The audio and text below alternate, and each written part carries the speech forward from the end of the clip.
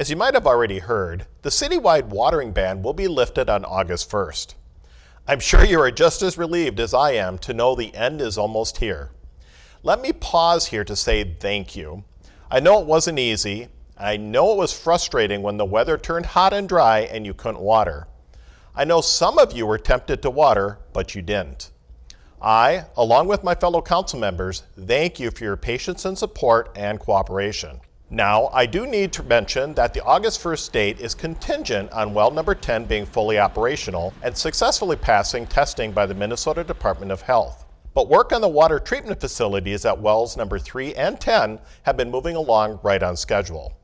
Number 10 should be ready to go online when the watering ban is lifted, and number 3 should be operational just a few weeks later by mid-August. When the watering ban is lifted, we will return to the odd, even, and time of day watering restrictions that have been in place in here since 1980. That means if your house number ends in an even number, you can water on even numbered days, and if your house number ends in an odd number, you can water on odd numbered days. No watering is allowed between noon and 4 p.m. In an effort to continue to conserve water, no watering will be allowed on the 31st. This is a change that was made to the ordinance.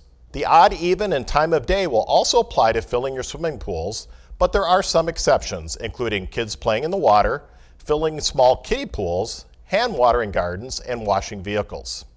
Those activities can be done at any time on any day. The splash pad will reopen on August 1st with limited hours of 10 a.m. to 6 p.m. This allows both those who are home during the day and those who are home in the evening some time for their kids to enjoy it.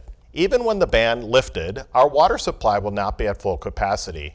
That is why a change was made for those who choose to ignore the watering restrictions. Violating the ordinance will now result in a misdemeanor citation, which can include a fine, imprisonment, or both. There is one more thing I want to make you aware of.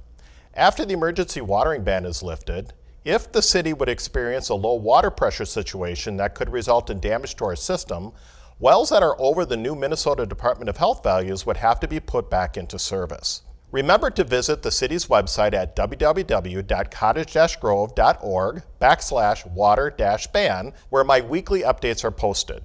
Feel free to reach out to me with any questions. Once again, thank you for your patience, support, and cooperation.